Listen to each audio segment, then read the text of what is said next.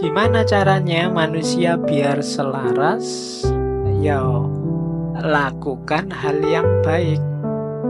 Yang baik itu apa?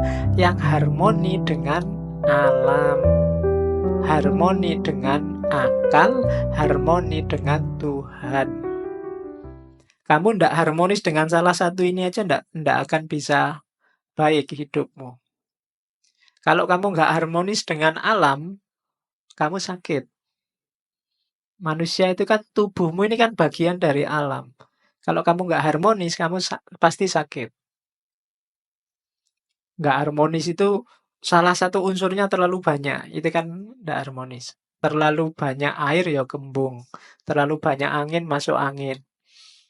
Terlalu banyak apalagi unsur-unsur hidupmu kan banyak itu. Coba terlalu banyak gula diabetes. Itu karena nggak harmonis.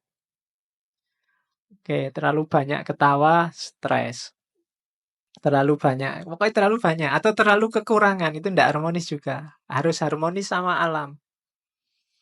Yang kedua, harmonis dalam pikiran. Pikiran nggak seimbang, ya itu tadi, stres. Ndak bisa mikir. Hidupmu mesti kacau. Dan yang ketiga, harmonis sama Tuhan. Ini lebih bahaya lagi. Kok ndak sholat mas? Hubungan saya sedang ndak harmonis sama Tuhan. Ayo, itu mewatiri itu. Hati-hati. Nah, saya baru bisa ranjang aku sementara. Ndak. Nah, harus harmonis lagi. Kenapa harus harmonis sama Tuhan? Karena alam semesta dan akalmu dan dirimu itu berjalannya, prosedurnya adalah logosnya Tuhan. Ketika kamu tidak harmonis sama Tuhan, itu kayak tadi, komputer kehilangan prosesor. Tidak akan jalan, hidupmu mesti kacau. Tidak ada tujuannya. Kan nanti ada filosofi yang ngomong tujuan itu. Sekarang tariklah tujuan terus-terusan. Haus minum, kalau sudah minum lega, kalau sudah lega ngapain? Terus itu kan filsafat namanya teleologis, mengejar tujuan. Puncaknya tujuan nanti ke Tuhan. Kawin, biar punya anak. Kalau sudah punya anak ngapain? Kalau sudah itu terus ngapain? Terus kamu tarik, ketemunya juga logosnya Tuhan nanti. Maka harus harmonis. Hidupmu itu baik kalau harmoni. Jadi harmoni itu porsional dan proporsional. Takarannya pas itu harmoni. Tidak lebih, tidak kurang. Oke. Jadi kalau ingin hidupmu yang baik, yang pertama itu. Yang kedua rumusnya, hidup baik atau tidak baik. Tadi kan kita pakai akal. Yang di luar kontrol kita, itu tidak bisa disebut baik dan tidak baik. Katanya filosof Stoa. Kamu kan tadi pingin harmonis dengan alam, dengan akal, dengan Tuhan. Ketika kamu berusaha untuk harmonis dengan tiga hal ini, ya sejauh yang bisa kamu kontrol. Yang tidak bisa dikontrol, ya tidak masuk hitungan. Pak, saya ingin harmonis dengan planet Mars, Pak. Ya kadoan. Susah. Pak, saya ingin harmonis. Tidak, harmonis itu dengan yang dekat-dekat. Yang terjangkau, yang bisa kamu kontrol. Gimana caranya agar ngaji ini lebih santai? Nah, itu kan bisa di dalam jangkauan kita. Tapi yang di luar jangkauan ya ndak usah dihitung. Kalau dihitung ya wong di luar kontrol kita. Gimana caranya yang di ngaji malam ini masuk surga semua? Wah, itu kita di luar kontrol kita. Bisanya cuma mendoakan. Ya syukur-syukur besok kita bisa ngaji filsafat bareng-bareng di sana. Kalau enggak ya berarti ada yang kececeran itu berarti. Oke. Jadi harmoni tidak harmoni jadi tanggung jawab kita, terkena nilai atas diri kita kalau itu dalam jangkauan kita. Yang di luar jangkauan kita enggak. Misalnya Ini tetanggaku kulitnya putih-putih, aku sendiri kok hitam ya. Oh, ini harusnya jadi putih. Enggak, itu di luar jangkauanmu. Kulitmu hitam kan kamu nggak minta juga. Kalau bahasanya Ghazali, itu bedanya kholek sama khuluk. Kalau kholek itu paketan dari Allah. Kita ya sudah diterima aja, tapi kalau khuluk itu dari kita. Kholek itu kan rambutmu keriting apa ndak, kulitmu hitam apa ndak, bibirmu kayak gimana, itu kan Allah, kamu ndak dosa, ndak apa-apa. Tapi kalau huluk ini hubungannya sama dosa, berada dalam kontrolmu. Makanya nggak usah galau kalau rambutku keriting ya Pak, kulitku kok hitam ya Pak. Nah, kamu ndak dosa, tenang aja, nggak usah galau. Iya, jadi nggak usah terlalu stres gara-gara kholek, karena itu di luar jangkauanmu. Tapi sekarang kan bisa diputihkan Pak. Iya, ya bisa aja. Apa susahnya sih memutihkan, kamu tinggal beli kapur sama. Iya. Ya, bagi yang punya uang mungkin berada dalam jangkauannya, mutihkan. Tapi yang nggak punya kayak kita kan di luar jangkauan kita. Jadi nggak usah galau dengan sesuatu yang di luar jangkauanmu. Pak, saya itu ingin menyelamatkan Ahok ya Pak. Gimana caranya? Nggak usah. Di, di luar jangkauanmu itu. Nggak usah ndaki-ndaki, nggak nyampe. Wong kamu besok bisa makan apa enggak masih mikir mau menyelamatkan Ahok. Jauh. Jadi ndak, yang di luar kontrolmu ndak. Jadi baik atau buruk itu dalam yang bisa kamu kontrol. Jadi yang pertama tadi rumusnya baik itu yang harmonis.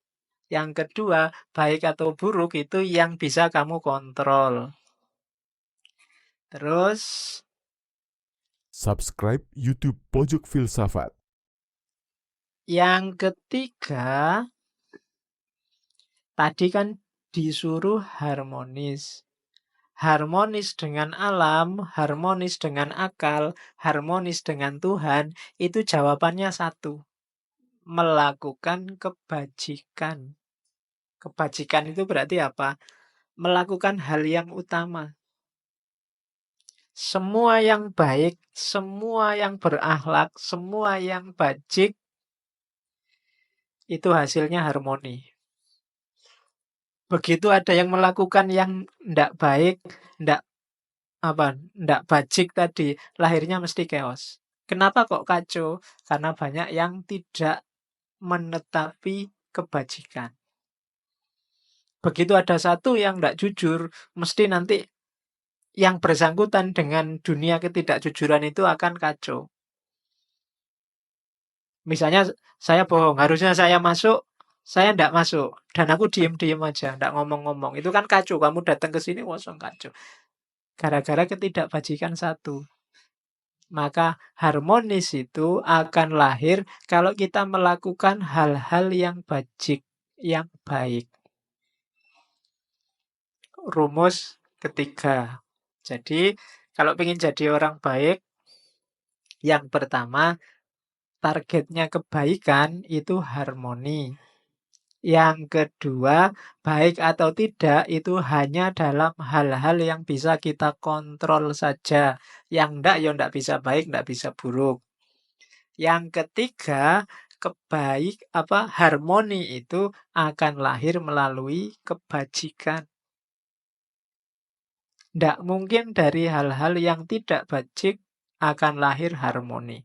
Dari kecurangan, dari pengkhianatan, dari kebohongan, dari ndak akan. Mesti yang lahir chaos. Kalau sekarang belum, tunggu saja saatnya.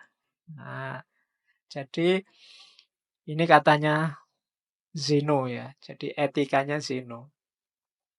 Kemudian yang keempat, oleh karena itu, akhirnya apa?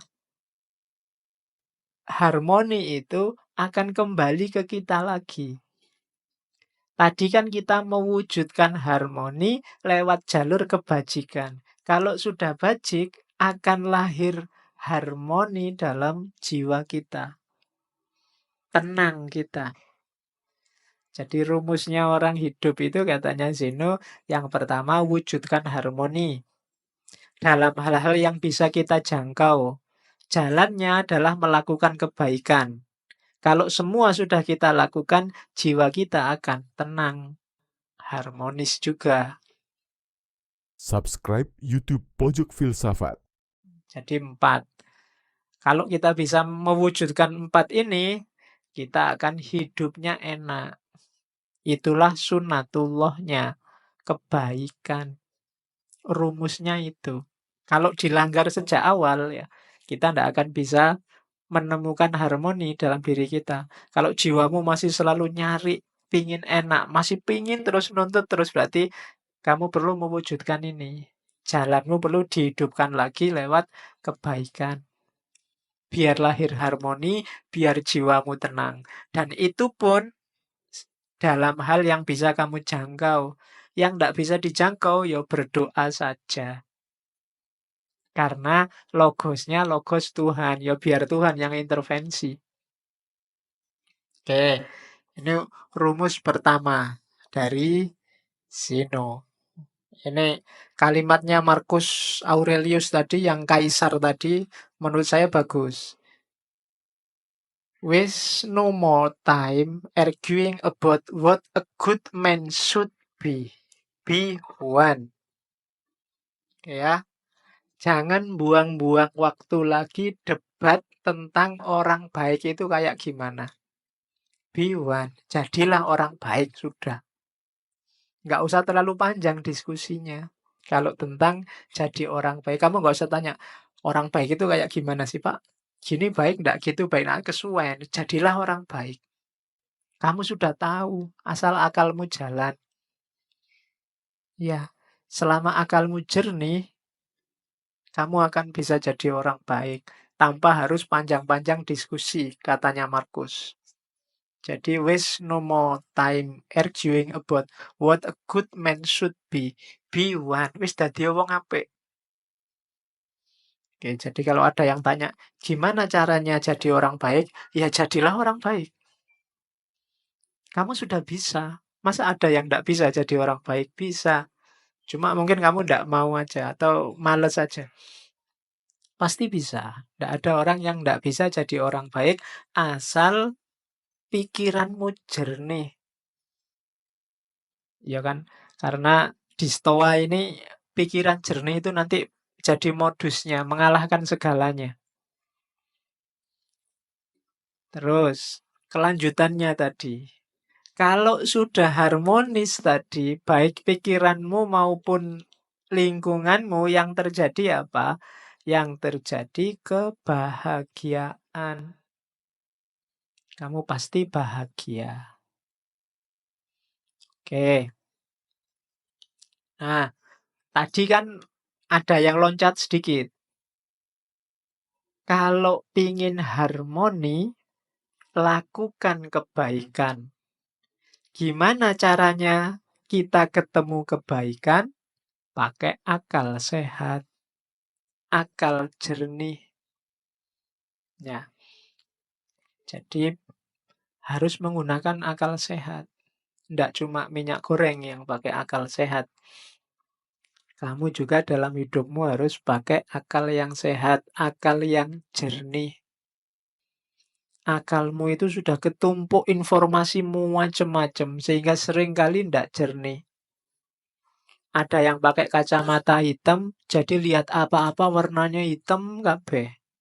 Ada yang pakai kacamata hijau, lihat apa-apa dianggapnya semua warnanya hijau. Ada yang pakai kacamata merah, lihat apa-apa dianggap merah. Wah, merah itu. PKI itu jangan-jangan. Itu kan. Karena kacamatanya merah. Ada yang pakai kacamata hitam. Wah, apa-apa dilihatnya hitam. Ada yang pakai kacamata putih, kabeh dianggap putih. Nah, itu jadinya nggak jernih. Yang baik bisa kebalik-balik. Maka katanya kelompok Stoa, jadilah orang baik, jalannya berpikir yang benar, berpikir yang jernih. Orang harus mau objektif dalam berpikir. Itu jalannya kamu nemu kebaikan. Katanya Zeno, Kejahatan itu tidak ada. Jahat itu terjadi ketika orang anti dengan akal sehat. Ketika orang menolak berpikir jernih, yang lahir pasti kejahatan. Ketika orang tidak mau berpikir, yang lahir pasti kejelekan. Karena yang bisa menemukan mana baik, mana buruk itu akalmu. Subscribe YouTube Pojok Filsafat. Kenapa kok bukan perasaan, bukan emosi? Kelompok Stoa dikenal agak kritis terhadap emosi, terhadap rasa. Karena emosi sering tidak objektif. Yang baik bisa jelek karena kecenderungan emosi. Atau sebaliknya, yang jelek kelihatan baik karena kecenderungan emosi, rasa. Sejelek apapun mungkin pacarmu, bagi kamu kan paling cantik. Itu rasa. Kalau temenmu objektif, enggak kok, dia nggak cantik, kamu kan marah. Ya enggak ya, dia sementara ini ya paling cantik, kecuali ada yang lain besok. Jadi rasa itu kan cenderung ke yang disukai dan anti dengan yang nggak disukai. Ini nggak jernih. Yang bisa jernih akal. Kalau kamu bilang, kamulah satu-satunya yang tercantik di dunia misalnya. Loh, pas kamu ngomong gitu itu, tenane, coba objektif. Ya enggak sih, akal itu. Kalau akal disuruh, ya enggak. Di TV-TV yang lebih cantik ya banyak. Ya kan? Kalau akalmu mau jernih, jernih ya ora. Cuma kan, ya itu kan untuk PDKT. Jadi, kebahagiaan dalam kebaikan, kebaikan ketemunya dari akal sehat. Maka jagalah baik-baik akalmu biar sehat. Karena itu yang menjamin kamu masih manusia apa bukan. Jaminannya akalmu. Begitu akalmu meleset, ya kemanusiaanmu dipertanyakan. Karena dari situlah lahir kejahatan. Ada orang maling, itu mesti karena mikirnya nggak panjang. Ada orang ngerusak, mikirnya nggak panjang. Ada orang tawuran, mikirnya nggak panjang. Jadi biasakan berpikir agak panjang. Ada cerita bagus dari tradisi Zen. Jadi satu ketika ada guru Zen yang dimintai nasihat seorang prajurit. Guru, saya mau beli kebijaksanaan. Nggak minta ya, beli. Kasih saya kebijaksanaan paling mahal. Akhirnya dikasih. Oke, tapi mahal ini ya. Oke, tak bayar berapapun dikasih. Katanya guru itu gini, tak kasih kebijaksanaan paling mahal. Sebelum kamu memutuskan sesuatu, majulah 3 langkah dan mundurlah 3 langkah. Baru lakukan keputusanmu. Ini prajuritnya heran. Kayak gini kok mahal apa itu? Iya. Begitu prajurit ini pulang, sampai rumah depan pintu lihat sandalnya orang lain. Istriku sama siapa ini di dalam? Kurang ajar. Begitu buka pintu kamar, bener, di kamar ada yang tidur sama istrinya. Meskipun nggak kelihatan wajahnya. Oh, dia sudah marah, sudah nyabut pedang ini, prajurit. Bunuh aja ini yang sama istriku. Begitu mau bunuh, tadi guru tadi nyuruh aku sebelum memutuskan sesuatu, maju 3 kali, mundur 3 kali. Oke deh, sudah bayar mahal-mahal ya, nggak apa-apa lah. Jadi dia maju 3 langkah, terus mundur 3 langkah karena ada jeda ini, terus istrinya bangun. Yang sama istrinya juga bangun. Lu ngapain kamu kok jalan maju? Ternyata yang sama istrinya ya saudaranya istrinya. Baru dia, selamat aku tadi maju 3 langkah, mundur 3 langkah. Coba kok langsung brus gitu, wassalam. Ya, ya nasihatnya maksudnya, ya mikir dulu lah, jangan kesusu. Apa-apa itu dipikir, pakai akal sehat. Nanti ketahuan jawabannya, jangan gerusa-gerusu diputuskan. Jadi, boleh kamu ini nasihat mahal, buat kamu gratis, enggak apa-apa. Jadi kalau mau apa-apa, maju 3 langkah, mundur 3 langkah. Jangan langsung diputuskan. Mau nembak juga gitu. Kalau meskipun sudah di depannya, sih sebentar, maju 3 langkah, Mundur 3 langkah. Ya. Lu siapa ngerti pas kamu maju mundur terus pacarnya datang. Wah, nggak jadi. Untung tadi urung nembak. Kalau sudah nembak malu kan dirimu. Oke, jadi pakailah akal sehat.